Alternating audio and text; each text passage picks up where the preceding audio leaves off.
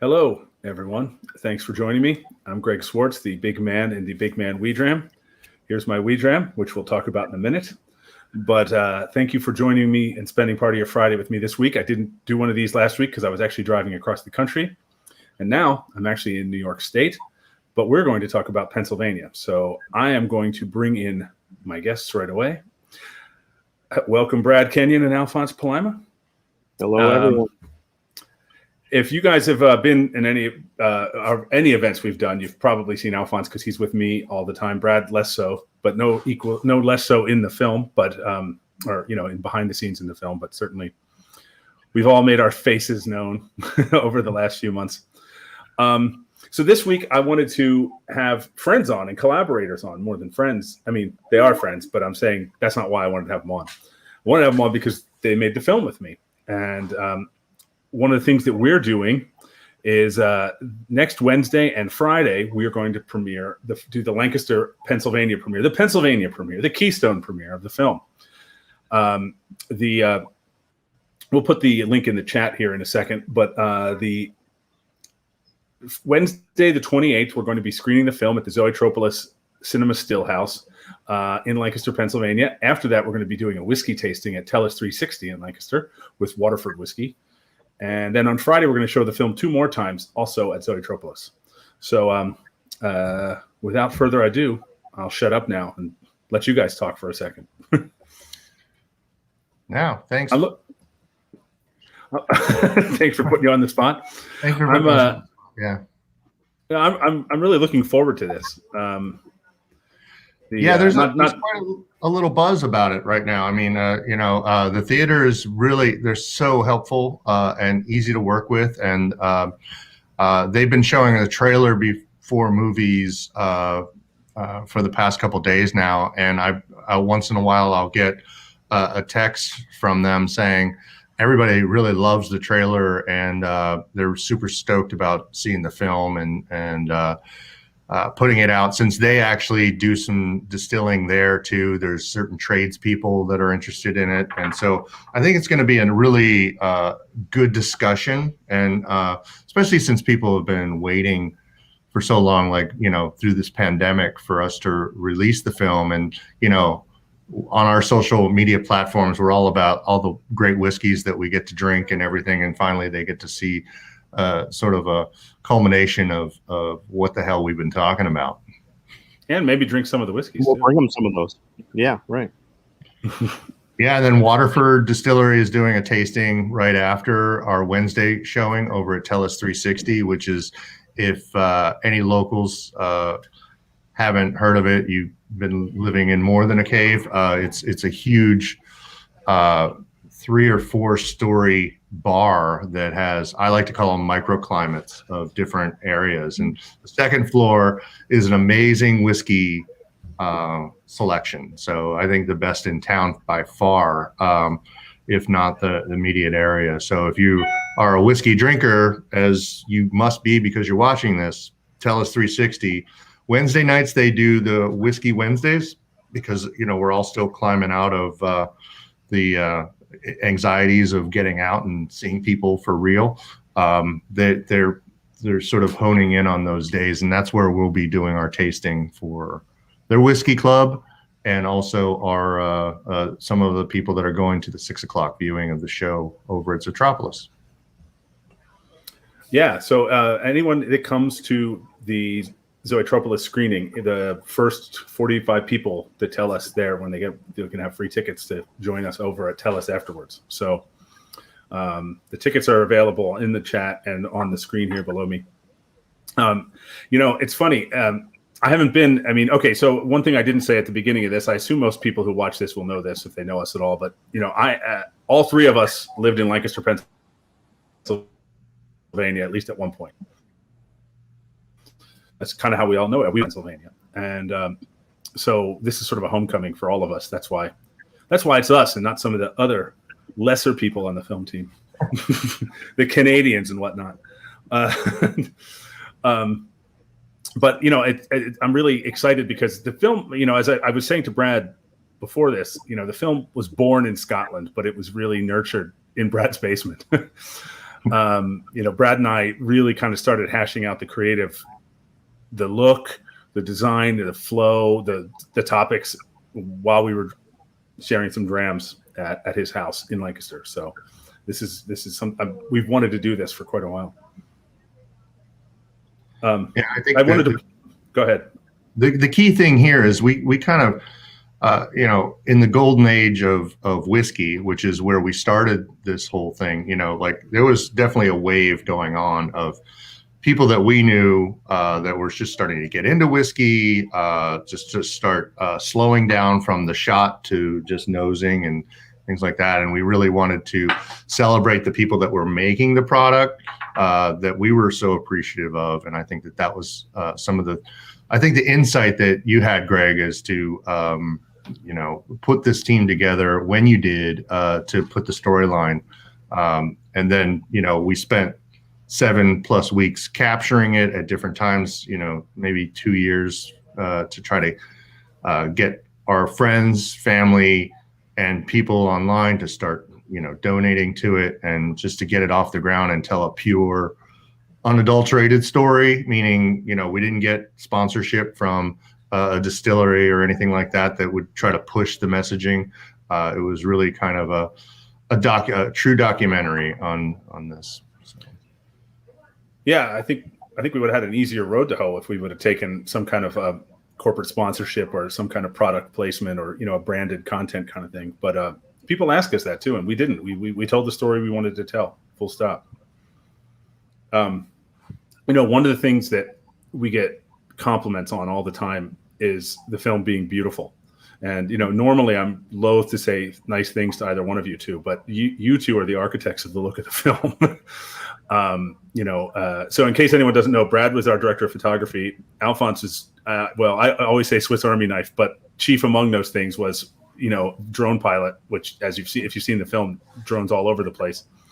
But he did a million other things, but that's the thing that really kind of helped. Those two things, Brad and I knew right away we didn't want to have a film that was a lot of talking heads, and we wanted it to be as rich a sensory experience as single malt whiskey is. So that was the goal.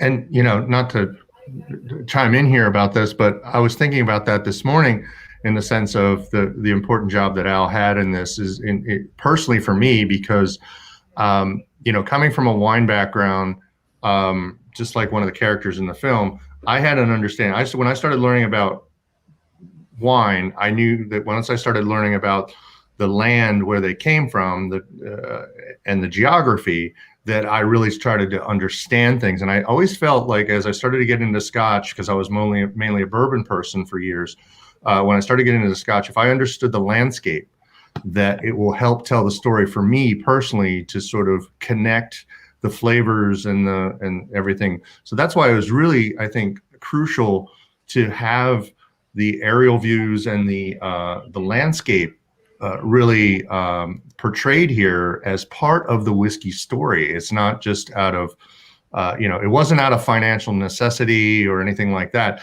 It was purely intentional to show the landscape of where the whiskey that you're seeing comes from, for you to get that connection to the land to make it a better experience. And Al, you did just an amazing job. Well, thank you. It was, I did. As I tell people that ask or comment that I think Scotland or Mother Nature did the heavy lifting on that one.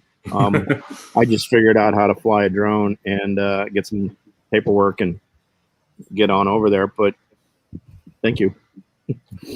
Well, you know what though, I've known you for a long time, and you say that about photography too. And you're not only are you an incredibly talented photographer, your knowledge of the gear you use is so immense that it disappears. And I've seen you do things on the fly that would take me an hour of nerve-wracking neurosis to get my head around.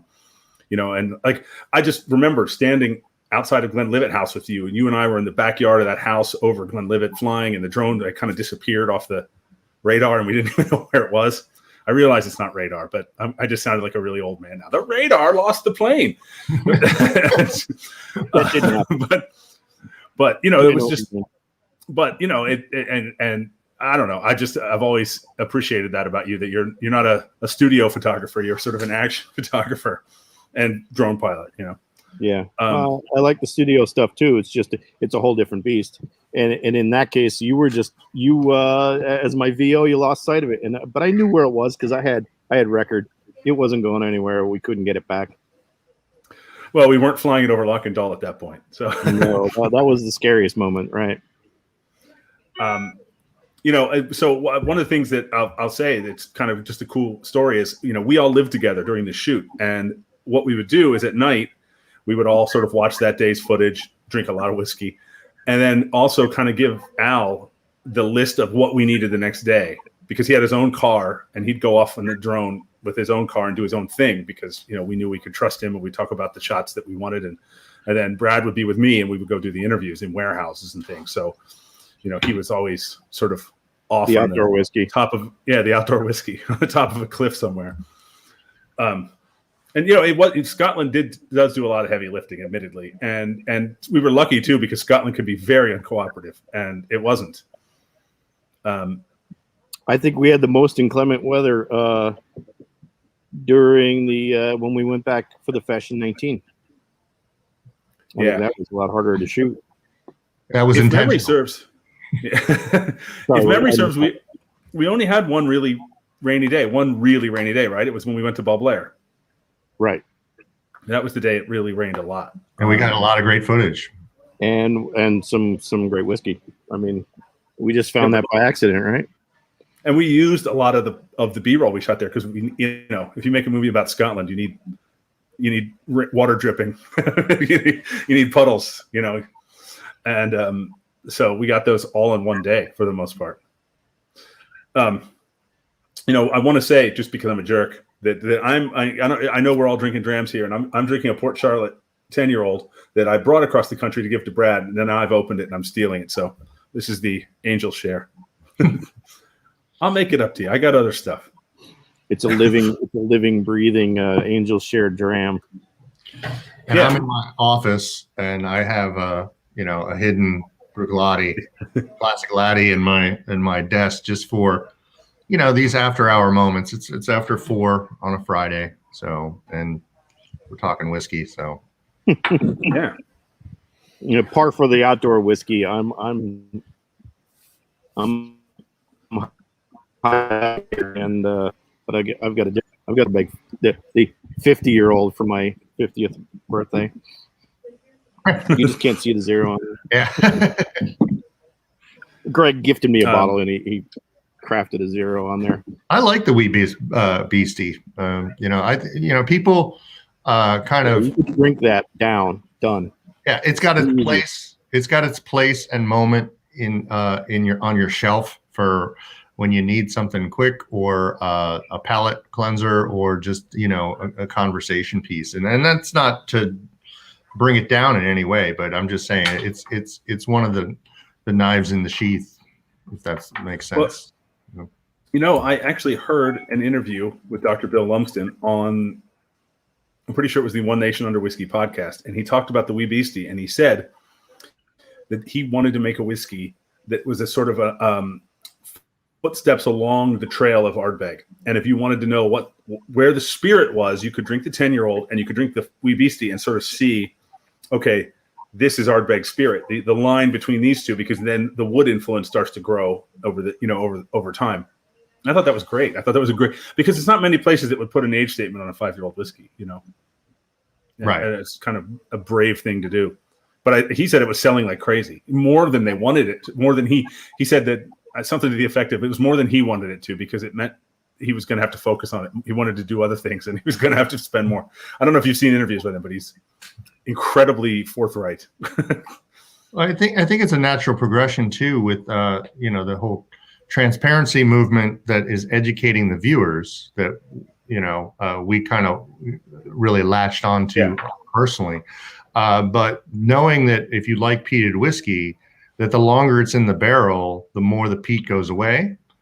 And so releasing a young Octomore or a young Ardbeg is really just a celebration of the peat in a new way. I mean, the whiskey's ready to go. It's got a certain snap to it on the peat level because it is young, and just embrace that and say, you know what, this is a 5-year. We don't need to non-age statement this dram. I think that's a good point. I heard Bobby from Cast Chasers the other day say that the Ardbeg, the Wee Beastie, all the peat hits you at once because it's so young. The peat is like, and I think that was a really good note that it's like right there. And it's not kind of in the corners and hidden in underneath the couch. It's, you know, it's one big peat punch. As opposed to like a Port Charlotte where, you know, the peat is kind of absolutely woven throughout the fabric of this. Like it's a little bit everywhere. Like fat in a steak, you know. It's like marbled in. It's the Wagyu of peated whiskey.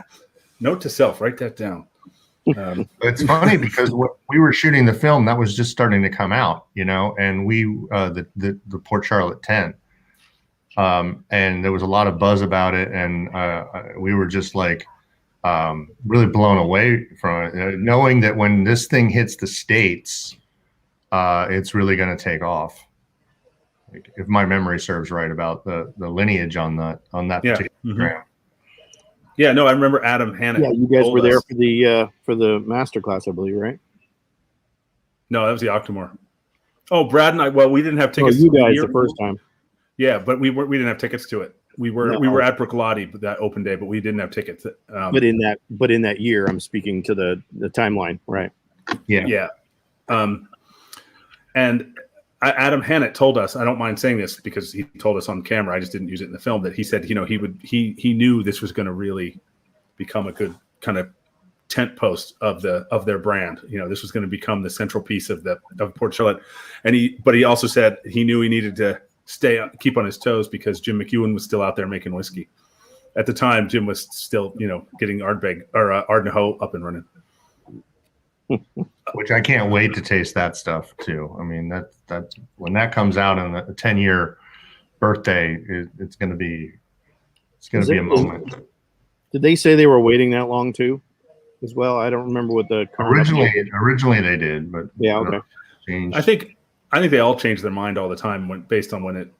You know what I mean? Like if they discover that something comes out and it's 6 years old and it's fantastic, I would think, yeah, change the plan. Right. Yeah. And, you know, especially if they think it's fantastic, and why sit on it? Why take the chance it's not going to be fantastic in 2 more years? It's going to get over oaked or something, you know? I don't think there's any danger of that in 10 years, but still, you know, you don't let it go beyond when it wants to come out. Right.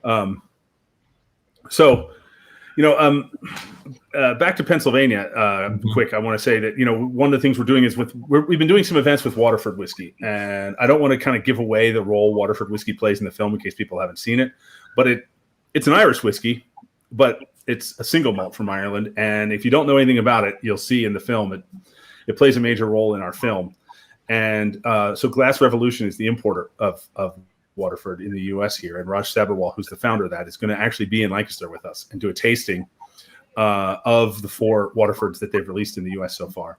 And one of the cool things that they do in their tastings is 3 of the 4 expressions that have been released in the U.S. are all single farm expressions. They were all distilled with the same barley for the same amount of time, and the barley was completely isolated in its malting. So this whiskey is from this farm. This whiskey is from this farm. It's Dunbell, Dunmore, and Rathclaw are the 3 farms in the U.S. The maddening thing that Waterford has done is, and they kind of enjoy that, so they're not going to care that I called it maddening. And the farms are in the U.S., but the releases are in the U.S. The farms aren't. Yes. Yeah. The farms are all in Ireland. It's 100% Irish barley, which most Irish whiskey and most Scottish whiskey is not. It's commodity barley bought on the market. But Mark Renier, who owns Waterford, was adamant, 100% Irish barley only. And you can, on the back of each Waterford bottle, you can take this terroir code and go look up which farm it came from. You can see photos of it. Now they actually have a live microphone on each farm. You can listen to the field where it was grown. So if you ever can't sleep some night, you can go listen to an Irish barley field. Sorry. I think they've now gotten it up to 70 farms that they're working with in Ireland. Wow. Go Mark. But then the 4th one is the only one that's not a single farm. It is a cuvee, the organic. It's called Gaia Organic. And the reason they didn't do it as a single farm is they couldn't get enough organic barley from one farm in Ireland. They will over time, but in this turnaround, they couldn't. So they put 6 farms worth together.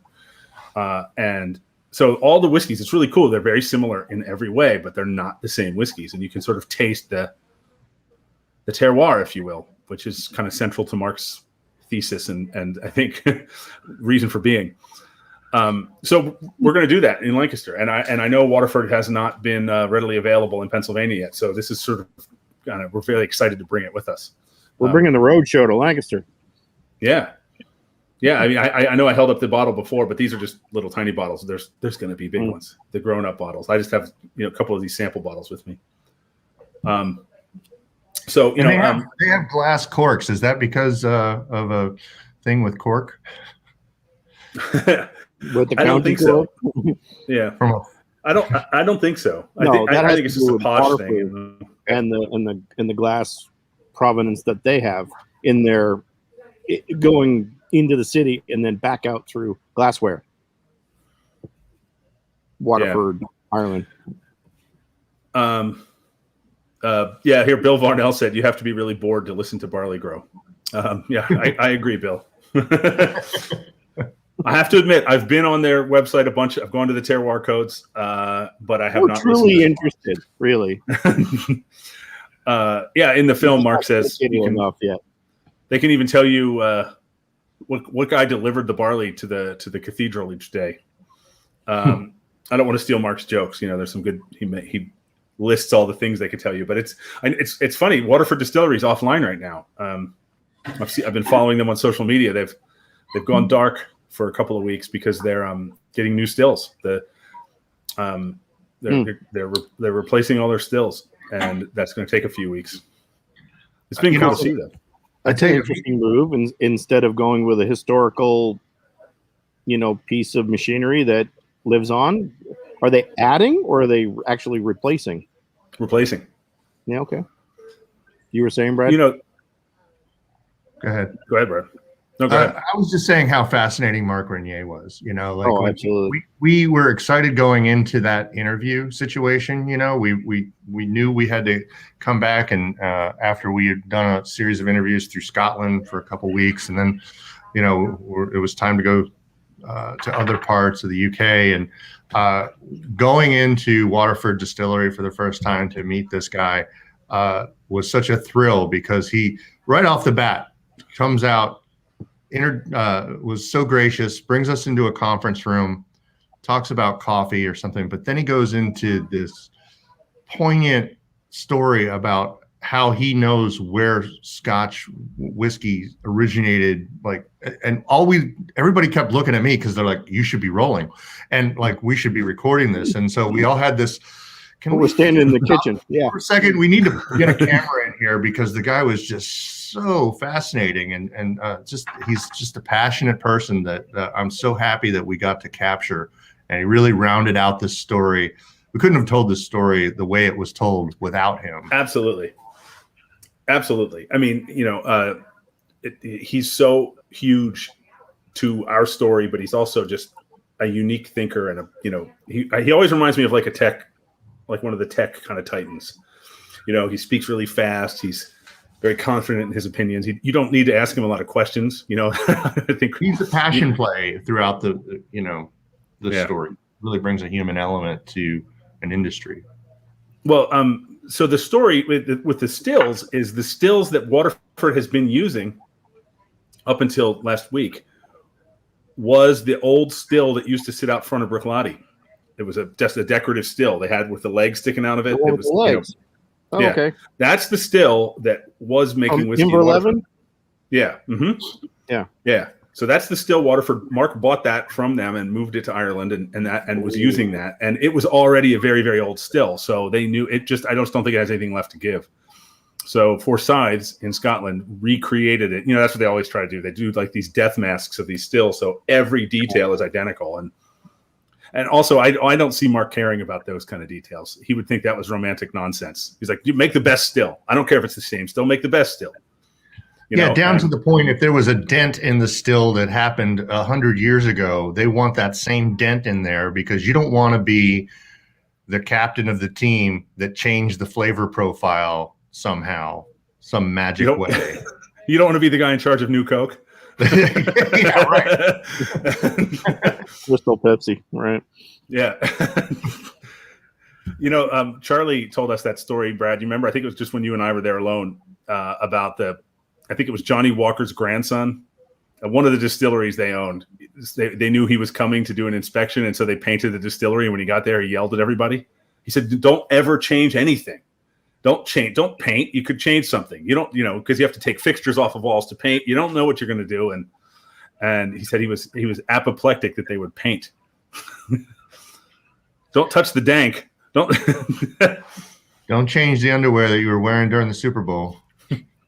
Yeah, it's like athletes in their beards, during playoffs. So one of the things that I'm looking forward to with sharing that whiskey and sharing the film in Lancaster is, not just seeing a lot of people that I know and haven't seen in a long time, but, some of the investors in our film are from Lancaster, and these people have, financially aside, which is awesome. I'm not belittling that, but I'm saying they've been with us. They believed in this story back in early 2018, and the film's been ready to go for over a year. And so this is a chance to kind of, I know most of them have seen it online, but it's not the same as seeing it in the theater. And I've only seen it in the theater a few times. This is kind of really the first public screening in a theater as well. Well, Brad screened it with the Cast Chasers in Havre de Grace. Remember when we did the Burns Night events? Forgot about that one. Sorry. It looked great on yeah. Well, and I did it privately. We did the Glasgow thing, and I did a New York thing here, but with like a group of 20 and private situation. I had forgotten about that one. Sorry. Yeah, but no, I mean, we did the Glasgow private screening. We did the Ardnahoe advanced screening, but I mean, the film's completely different than it was then, and that's yeah.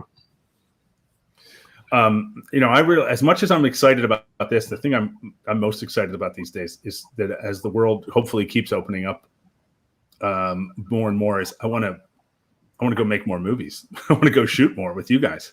Still shooting, but new stuff, Fonz, not the same stuff. There's a lot of blend, still shooting. A lot of blend there, right? Hashtag still shooting. And in case anyone knows there's no way you'll know what we're talking about. Constantly, I told Alphonse we were picture locked, only to come back to him with a bottle and say, "We need to get a bottle shot of this. We need an insert shot of this." So he started replying to my text messages with hashtag still shooting. I said, "No, we're done shooting. We're done. The film's done." And then, they just released a new variation of, yeah. We need, with the slider on those bottle shots. Yeah. Yeah, exactly. I didn't bring the slider with me, so we can't shoot anymore. Not this time. So, I know you guys have got to jump, and this might be the first week I actually say we're going to do a half an hour, and we actually do a half an hour. But I'm not getting any questions in the chat. If anyone has any questions, speak now or write to me later. You can write on the Facebook group. Oh, you know what? Before we go, one thing I wanted to say is, I wanted to drink a toast. Today's Jim McEwen's birthday. Oh, right. Can't forget that, man. I know. So here, I'm drinking the wrong whiskey. Jim. He might notice. No one else will notice, but he might be able to tell. What's that? I said Jim might be able to tell if he sees this. There's no way he's going to see this. I'm just so happy that we're, when we started talking about this too with some of the investors, it was always part of the plan to come back to Lancaster and do a showing here. And so, I don't know, it goes a little bit beyond hometown pride. I think the three of us do have a love for this small town, but and the people in it, and the folks that started Zotropolis with the spirit of independent film, and how their business has grown, and like I'm super proud of what Lee and everybody has done over at Zotropolis. I'm excited to see it. Yeah, it's amazing, and so it's like it's not your normal theater, right? The seats are just it's like being in your living room with like a cafe, I assume. Yeah, there's a Mexican restaurant associated to it. They have a great restaurant. They have food. They have booze, so make sure you get there early. And honestly, this will potentially sell out. So I'm not saying buy the car now, but you should get your place in line. There's 3 showings. That one on the Wednesday that has the whiskey tasting after, that we're kind of making sure that people that go to see the film hopefully have a place there, because that is a limited seating situation over at Tellus after. But then the Friday showings, there's 6:30 and 8:30 on Friday night. And like I said, the theater just keeps telling us that there's a huge buzz about this and that people are excited to see it. So it's a good film. We're definitely proud of it. And so it'd be good to see people that we haven't seen in a while. Speaking of which, I see our all of our friend Kevin Kiley here says someone should post a photo of the 3 of you 25 years ago.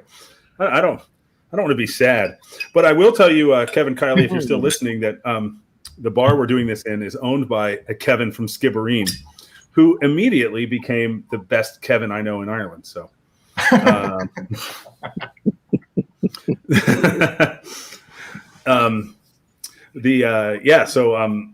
we don't have a picture of the 3 of us way back then. We barely even have a photograph of the 3 of us now. Well, I know I ruined that one photo that you sent me. Well, you know what I did for the sake of communications I've had with the university there. I photoshopped one to fix that, so we have a headshot of this with Trevor, the 4 of us. You can cut him out. He's right in the middle. I tried. No. I mean, the truth is, back when we all lived there, I hung out with Brad and I hung out with you, but it wasn't the 3 of us all together much, so, but there are photos, then they're all horrifying to me. But if you want to see me in person or any of us in person, come join us on Wednesday. I saw that Chris Brown, by the way, who lives in the Allentown area and is Chris, check me if I'm wrong, but you're the U.S. brand ambassador for Rachel McNeil's Isla Whiskey Academy, which is cool. And I've not met you in person yet, but I'm really looking forward to meeting you. So I saw the Port Charlotte on the shelf at the local shop, and I thought of you, Chris. You thought of me? No, not you, him. But in one of the previous things, he goes, Pennsylvania's now got Port Charlotte right on the count, right at the only thing we have. It's the only thing we have. Like, we don't have any of the classic Latte or any of the. Really? No, I haven't been able to find it, but Port Charlotte, hey, I'll take it. I'll take it every day. In fact, well, you could do the special order SL off the shelf. So you can only get that Port Charlotte, but only at those special stores. Yeah. Well, cool. Fantastic. Hopefully, this will lead to. Yeah, he's been writing. Thanks for the mention. My pleasure, Chris. Looking forward to meeting you in person. And thanks to anyone who tuned in today. If anyone has any questions about Wednesday, you can get them at that link right there. I posted the link just again here in the chat, so it's clickable. And please write to us or whatever. We'll be around. I'm always responding to stuff online. And hopefully we'll see some of you guys next week. And I'll see you guys. Right? So cheers. Cheers, guys. Sláinte. Sorry, I'm drinking your whiskey, Brad. I'll get you back. See you guys. Cheers.